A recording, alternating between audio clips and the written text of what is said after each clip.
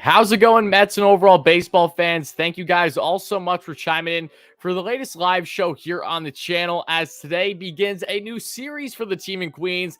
This time a two-game set heading to Houston starting tonight around 8:10 p.m. Eastern time against, yes, the Houston Astros. This will be one of two series that the Mets face the Astros this year. First time in a bit since they've been back in Houston. Of course, they're at Minute Maid Park. It's going to be an exciting two-game set. I'm really excited to be breaking down everything that you guys need to know about this two-game matchup between the two teams in baseball. The first matchup this season, folks, where we have two teams of at least 40 wins facing each other. And as I'll be deep diving later in the show, when you look at team numbers, the Astros, the Mets are as neck and neck as ones can possibly be based on matchup right now. And how they've fared so far this season with not just their offense, but their pitching alike. So a lot of deep dive. And of course, folks, after I break down everything that you need to know about this series, I'll then cut things off for people on replay. And then for people in the live show, which is everyone here right now at the time I'm recording this, I'll start to answer all your comments, questions, and concerns. And we'll go upwards of an hour today here for this series preview show. But I'm pumped up. I know you guys are too. We have plenty to discuss, along with some potential health updates on the Mets and how I think they're going to share and really face up, I should say, shape up rather, against this Astros team. And what are some guys that'll be out of the line for the Astros potentially, how that benefit the Mets, and so much more. But guys, again, appreciate everyone first chiming in the live show. Make sure to smash that like and subscribe button if you find yourself enjoying this kind of Mets content. Help us get to 100 likes for the first short-term goal, and of course, help us get to 16K subs for the next short-term goal here on the channel. I see Matthew, Billy, Jack, great member on the channel, Andre, Timothy, Clarence, Oliver, and Sandy, great member, Killer. Going down the list a little bit further, a Rad who's going to be at the game tonight. Love to see that. Appreciate everyone chiming in. Continue to let me know your thoughts, guys. Again, hope everyone's doing well. The Mets are coming off yet another series W, this time to the Miami Marlins, winning 3 of 4 games. The Mets play Miami a lot over this next month, so it's great to see them get off on the right foot. But now they face the Houston Astros, and the Astros entering tonight's game are one of the best teams in all of baseball, having a record right now of 41-25. They won their latest series against the Chicago White Sox, as a matter of fact. So the Astros, again, they've been rolling all season long, even with some injuries that they've dealt with of recent, hasn't stopped them from having continued success. And in similar fashion, the Mets have been dealing with some recent injuries that we discussed in yesterday's post-game show after the Mets won 6-0 over the Marlins. Make sure to check that out if you haven't already. We deep dive the entire game, the series overall, and of course, all the health stats and transactions with the roster. But the big one for the Mets is Jeff McNeil, right? So while nothing is certain at this point in time, it is safe to say that Jeff McNeil is probably more than likely not going to play a game in this series. I'll even be surprised if he even traveled with the Mets. Now, nothing is official at this juncture at the time of being live here, so we will find out more updates probably after the show happens. But I'm going to go with the assumption as of now that Jeff McNeil is not going to partake, given his hamstring tightness, and also really looking like he's days away from being on the paternity leave of absence because his wife is expecting. And same thing potentially with David Pearson. He's expected to have a kid soon. Seth Lugo is currently away, will be gone for this Astros trip as he just had a kid himself. So a lot of people are popping babies left and right on the Mets roster. But between that and also the current health status of McNeil being day-to-day with his right hammy, it's just important to give him rest, so they're not going to rush him. I don't expect him at all in this series, and I'll be surprised if he does, in fact, even travel with the team. JD Davis is going to be having further imaging today after getting hit on the hand. That was a huge issue for him, where he sustained a big injury last year in May in 2021 that derailed his season in a lot of ways, not being able to be consistent and really hit the ball the way they want to, especially with hitting the ball out of the park. No less, JD is looking like he might be okay. He stayed in the game yesterday after being hit by a pitch right on his hand, right on his left hand, as a matter of fact, same spot where he got hit last year. And we'll find out further updates potentially later today. I will be discussing in tonight's post-game show after game one between the Astros and the Mets. But for the Mets, it looks like they're more than likely not going to have Jeff McNeil and JD Davis in the lab tonight. Again, nothing is official at this point in time, but that's what I'm going with at the moment. And for the Astros, they have a couple guys that will not be playing. And the big one, in my opinion, is the most certain guy, and that is Jeremy Pena, the rookie shortstop who's now been stepping up with Carlos Correa, no longer on the Astros. The young stud, right around 24 years of age, is having borderline all-star caliber season so far for the Astros, but he was placed on the 10-day IL back around June 15th, so he will not be available in this two-game set against the Mets, which surely is going to benefit the Mets here. And another name to keep an eye on, and he is one of my key Astros to watch this series, and really will be indicative on if he's going to be playing or not, and that is arguably the best slugger in all of baseball, and Yordan Alvarez, the absolute beast, who signed a big, really team-friendly extension, or I would say over the past month now. Alvarez, he's day-to-day right now, dealing with a hand injury. They originally thought that he broke his hamate bone. He did not, however. So I think there's a decent chance that we're going to see Alvarez in this series. We just don't know what degree at this point in time. So keeping that up in the air. But if the Mets do avoid Alvarez at all in this 2-game set, that'll be massive for them, as Jordan, again, has been absolutely murdering baseballs left and right all season long, and really has been since he entered the league, just like Pete Alonso. But enough of talking about health statuses right now, folks. Let's get into the nitty gritty, what you guys need to know about this series, really matchup-wise. And that starts with the pitching. You have, I'm going to butcher the guy's name. I apologize. Was it Urquidy?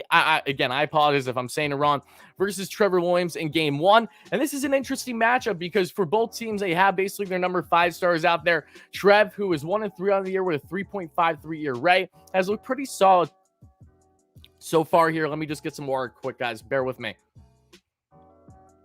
Has been looking pretty solid so far for the Mets. I mean, the last time that he pitched away, especially as a starter, he ended up not giving up any runs to the LA Dodgers. So Trevor Williams has definitely been rock solid for the Mets so far this year, and we will see how he does here in this matchup against a great, truly phenomenal Astros team.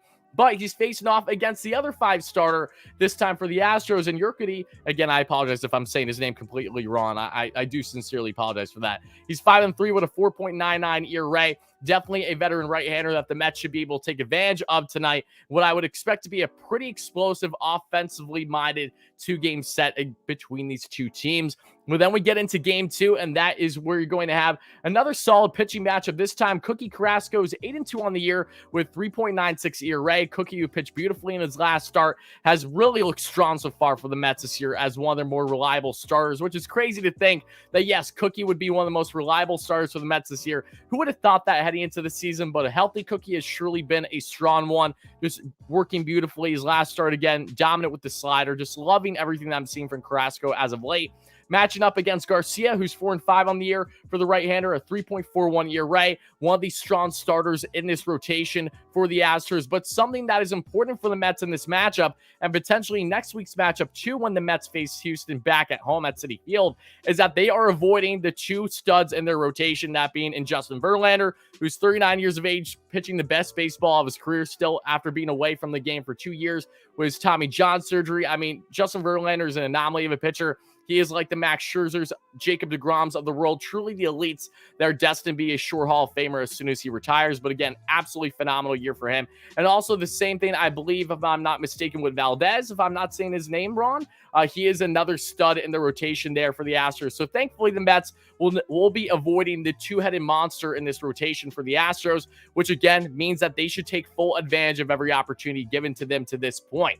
But then when looking forward, guys, on guys that I truly believe will be key factors in the Mets' success this series, especially with the assumption that they don't have Jeff McNeil, say they have little production, if at all, from J.D. Davis, even though that, yes, J.D. is returning to Houston. If he's healthy, then I expect him to play. But if he isn't, then, of course, he's not going to. No less, I Pete Alonso as one of 3 guys to watch for the Mets here, and really just stems down to the fact of the Mets are facing off against the Houston Astros, one of the best teams in baseball. Spotlight is going to be on this series for sure. And between the 2 best sluggers, you could rightfully argue in baseball, and Alvarez and Alonso alike, it's really going to be a battle to see who steps up more should Jordan actually get decent playing time in this 2-game set.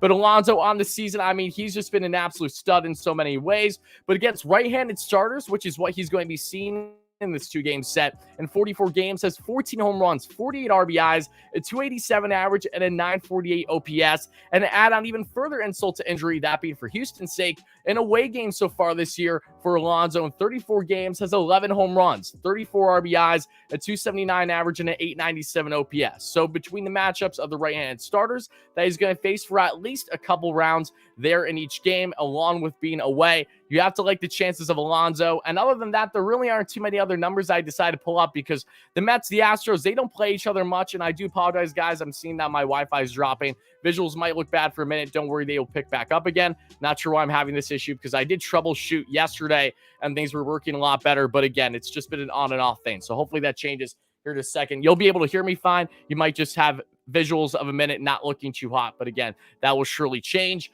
No less Alonso, keeping an eye on him. Again, he leads the league right now with 64 RBIs, 19 home runs, a guy that we need to get into the All-Star game because as of now, he is behind Paul Goldschmidt to be the starter in this year's All-Star game. And Goldie's been playing great, don't get me wrong. But Mets fans, you need to be better at voting for these Mets. There are no Mets currently, guys, that are going to be starters in this year's All-Star game at the time of being live here. And I'll break that down further, either before we cut things off for people on replay or just in general here in the show. But going forward here, not just Pete Alonso, I think he's going to have a strong series for the Mets, especially with the absence of McNeil. We need guys like Alonso to step up and lead the way after losing a big bat. And Jeff, then you have Mark Canha. And Mark Canha stands out to me not just because he's having really, in a lot of ways, a career best year between being in top 5, top 6 OBP and having just under a 300 average to this point, around 70 games in. But Canha, he is the most experienced player in this series against the Houston Astros during his long tenure with the Oakland A's, which he was with them the entire time of his career up until the season where he signed that multi-year deal with the Mets. But Canha versus right-hand stars this year, 31 games played, 2 home runs, 13 RBIs, and a 309 average and a 774 OPS. But in away games as well, pretty consistent numbers. 31 games played, 2 home runs, 13 RBIs, the same exact numbers there as facing right-hand starters, a 296 average and a 767 OPS. So Mark Canha has been Mr. Consistent for the Mets, and especially, again, with the absence of some guys in the Mets lineup in this 2-game matchup, it's that pivotal for them to get more production from Alonso, Canha, Marte, Lindor, among others, but especially for Canha's case, knowing that he understands Minute Maid Park really well, understands the Astros really well, and knows his pitching staff better than any other Met currently in this lineup. For all those reasons, I like the odds of Canha having a potentially strong series for the Mets here,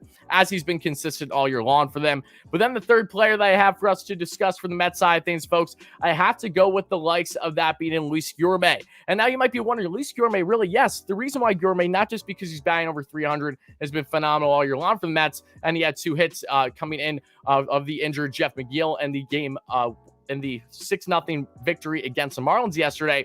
But Guillorme, there's a couple of things interesting about his matchup, but really the biggest thing is that should, again, McNeil be out for this series, or at least the majority, Guillorme is going to be starting every single day, right? Guillorme's been starting plenty even when McNeil has been healthy, with Guillorme at either second with McNeil on the left, or Guillorme at third, and then you have McNeil at second. No less, Guillorme should be starting in both these games this series. I'll be a little surprised if he doesn't. Again, we'll see what Buck has up his sleeve, right? But Guillorme, love the matchup, especially lefty versus righty, but especially when looking for that Guillorme's numbers versus right-hand stars this year. And 32 games, has 1 home run, 5 RBIs, a 315 average, and a 769 OPS. And away, the OPS is lower at 675, but still has a respectable 283 average and 21 away games this season. So Guillorme, he's just been phenomenal. And again, he's a guy that we could see play at either both second and or third this series, depending on the health status of J.D. Davis and what the Mets want to do with Eduardo Escobar. If he's either going to start both games, is he going to come off the bench one of the games? Is he going to DH one of the games? So with all these different type of configurations that the lineup is set to have potentially,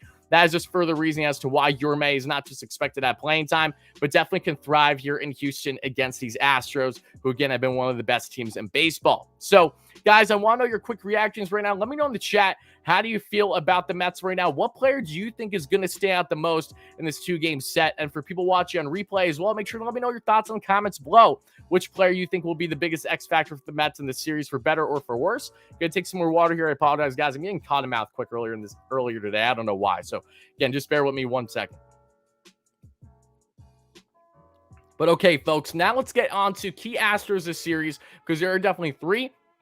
And that is the likes of Yordan Alvarez again. Should Alvarez play one, if not both games against the Mets here, that will be huge for the Astros and not great for the Mets. Because Alvarez this year, again, is one of the best hitters in all baseball. You can rightfully argue the best DH in all baseball. 59 games played, 18 home runs, 47 RBIs, a 311 average, and over 1,000 OPS. Again, Alvarez is continuing to be day-to-day with his hand injury, but we will see further exactly on his status and if he's going to be playing or not. That we will, of course, find out, and we'll be breaking down in tonight's post-game show, regardless of the result between the Astros and the Mets. Then we have Jose Altuve. Altuve, the veteran second baseman, who, again, is set to be more than likely the starting second baseman all-star for the AL this year. He's off to another great start in 51 games, has 12 home runs, 23 RBIs, a 274 average, and an 853 OPS.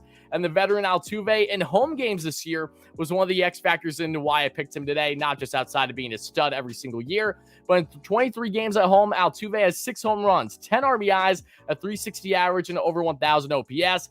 And against Cookie Carrasco, Cookie is one of the 2 starters in this series that he knows very well during Cookie's long time in the AL with the Cleveland Indians, now turned Guardians. At 30 play appearances, has 1 home run, a 379 average, and an 883 OPS. So to this point, Altuve has had Cookie Carrasco's number, which is going to make for a very interesting matchup between the 2 in this series. But then my third and final guy, again, you could pick numerous guys from the Astros to justify that they should be guys to be discussing. And don't get me wrong, I'll be getting further with Kyle Tucker and some others here briefly. But Michael Brantley, in my opinion, is that third guy to watch the most for a couple of factors. One, Brantley in his late 30s hasn't stopped from being one of the most consistent hitters in baseball, a strong outfielder that, again, continues to get the job done year in, year out, regardless on the team that he's playing for. Brantley in 58 games this season has 5 home runs, 25 RBIs, a 297 average, and an 814 OPS. At home, however, in 28 games, has 3 home runs, 14 RBIs, a 314 average, and an 854 OPS. So really the biggest X factor picking between Brantley and the likes of Tucker. Again, Kyle Tucker is having an all-star caliber year in the outfield there for the Astros too. Wouldn't surprise me in the slice if he dominates the Mets in the series. But Tucker at home has not been the same hitter as he has been away. At home, he's been batting right around 220, and not that batting average means everything, but he has had far more struggles at home at Minute Maid Park to this point in 2022 than he has during away games, which could benefit the Mets here in this series. Again, for those reasons, that's why I have Alvarez, Altuve, and Brantley as your 1, 2, 3 to watch. But breaking down further on the Mets and the Astros, why are they so close? Not just with them both having 40-plus wins this season, being the first 2 teams in baseball to match up this year with at least 40 wins apiece. But when looking at FanGraphs and offensive rankings right now, the New York Mets are currently ranked the 2nd best offense in baseball, while the Astros are currently ranked the 4th best offense in baseball. Now looking at starting pitching and overall performance, the Mets with their rotation have the 7th ranked rotation right now overall per FanGraphs, and the Astros have the 8th ranked rotation. And the biggest difference between the two has been bullpen production, even though that the Mets bullpen has been strong as of late between certain guys. Again, when it comes to inherited runs, not so much, but other than that, they've been solid. When you look at the Mets, they have the 12th ranked bullpen per FanGraphs, and the Astros have the 6th best bullpen in baseball currently per FanGraphs. So yeah, they're pretty much neck and neck, not just based on offensive production, pitching production, and a series for both teams, again, where they're not necessarily having their true aces there, and not just you see Verlander and I believe Valdez, but the same thing for the Mets. They don't have DeGrom or Scherzer. Scherzer, however, does have his rehab start today for the Bennington Rumble Ponies, which is why I'm wearing my Schurz Day shirt today. I meant to mention that earlier, guys. I'm wearing the Schurz Day shirt, so hopefully Max has a healthy outing today against the Fighting Phils, and he may be back in the Mets rotation as soon as this Sunday in the series finale against the Miami Marlins. So stay tuned for that one, folks. Very excited to see how Max will do tonight, and potentially when he will be back in this Mets rotation or the next couple of days at earliest. But again, when looking at these two teams, I'm so pumped up. I'm ecstatic for this matchup. This is a huge test for them both, not just for the Astros, but for the Mets as well. The Mets against teams of the Astros caliber, some of the better ones of baseball. The Mets have had some good series, and they've had some not so great series. So it's important to see how they're going to match up, especially doing a rare AL trip out in Houston. Yes, of course, this matchup isn't to the same magnitude as, say, playing teams in the NL East, like the Braves and others, because those games are more important when based on who wins the division in the end versus, say, interleague play.